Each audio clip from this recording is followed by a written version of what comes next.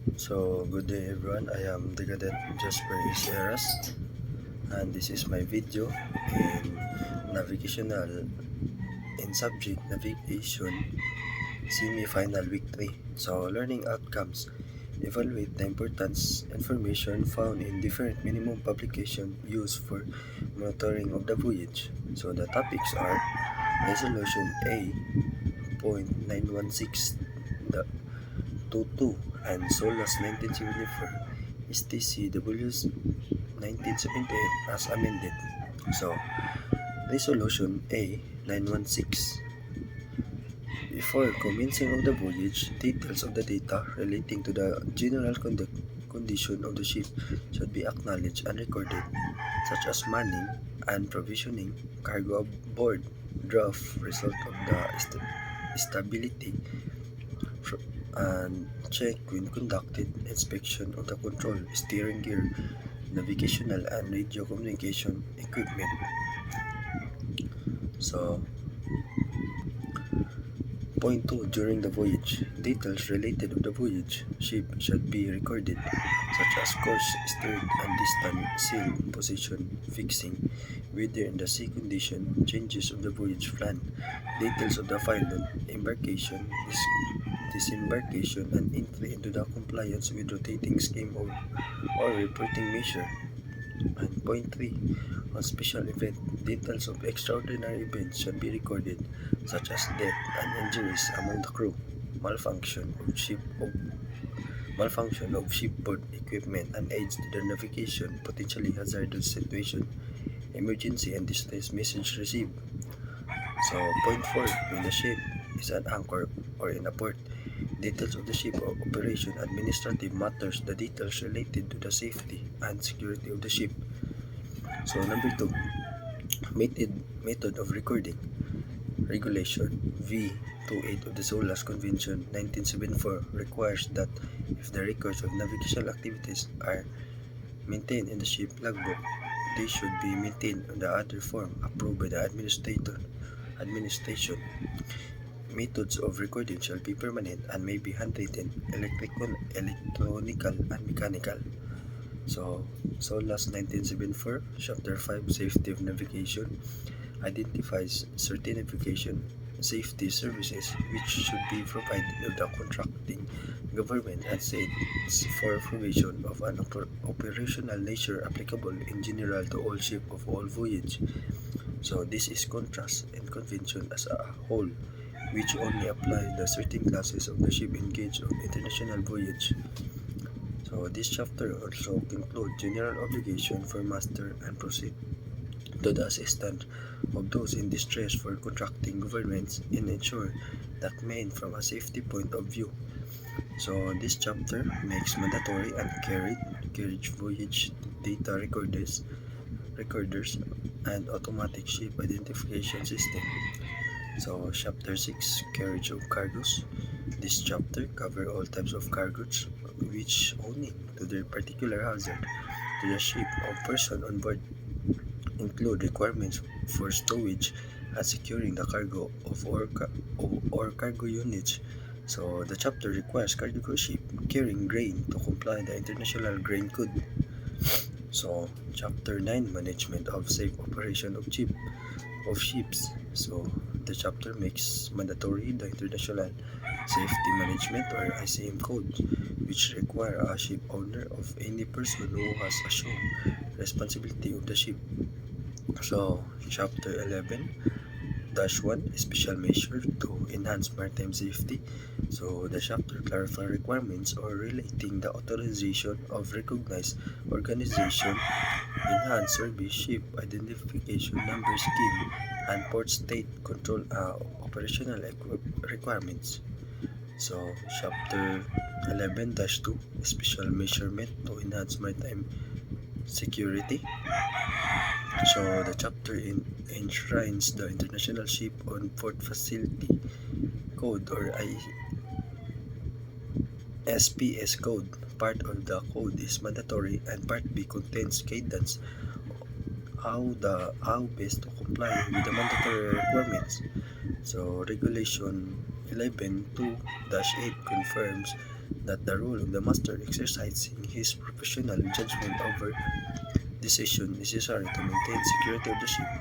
It say he shall not be constrained by the company, the character, or any other person in this respect. So, STCW amended International Convention, Standard of Training, Certification, and Watchkeeping, Seafarer 1978. So, the 2010 amendment um, to the Convention and Code were adopted by Resolution 1 and 2 respectively by a conference of the parties, STCW Convention held in Manila. So, from 21 to 25 on June 2010, the amendment of mainly introduced revised requirements of an hour of work and rest, new requirements for the prevention of drug and alcoholic abuse, new certification requirements able seafarer, deck and engine, new requirements relating on the training modern technologies such as electronic chart and information system. So, new requirement of the security training for all seafarers as well as provision to ensure that seafarers are properly trained regarding to the piracy, armed robbery, and standard regarding watchkeeping. So, all persons who are assigned the duty officer in charge watch are as a rating from performing part of watch shall be provided a minimum of 10 hours of rest in 24 hours period. So the hours of rest may be divided no more than 2 periods, one of which shall be at least 6 hours in length. So the officer in charge in the navigational or deck shall be duly qualified accordance with the probation and Chapter 2 or Chapter 7 appropriate to the duties related to the navigational or deck watchkeeping. So prior each voyage, master of every ship shall ensure that the intended route from the ship departure of first port call is planned using adequate and appropriate chart of the other nautical publication necessary for intended voyage. So,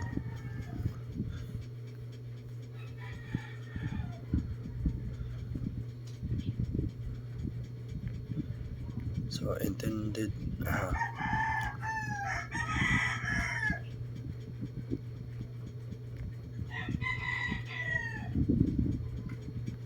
intended voyage and when route of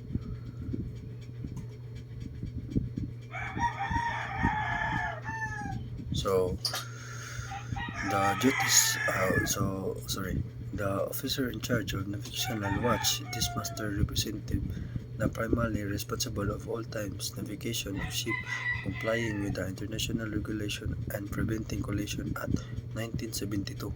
So a proper lookout shall be maintaining all times compliance with the Rule 5 international regulation for preventing collision at the sea 1972 shall serve of the purpose of the lookout must be able full give attention on the keeping proper lookout and no other duties shall be undertaken or assigned which could interfere with the task. So, in determining the composition of the navigational watch is adequate to ensure that proper lookout can continually be maintained. The master shall take out into account all relevant factors, including those described as section of the code as well as the following factor. So, point 1, visibility state of the weather and sea. Point 2, traffic density and the other activities occurring in the area in which the vessel is navigating.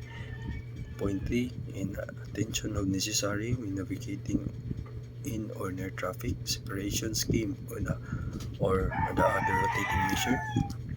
So, point 4, additional workload caused by the nature of ships function, immediate and operating requirements and anticipated maneuver.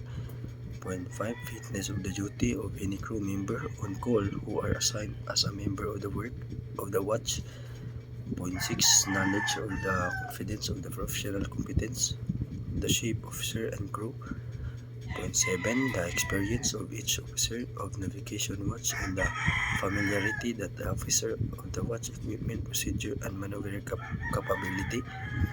Point 8, activity taking place on board ship are particularly time, including radio communication activities and availability of the assistants to be summoned and immediate to the bridge when necessary. So, point 9, the operational status of the bridge instrument or the control, including the alarm system.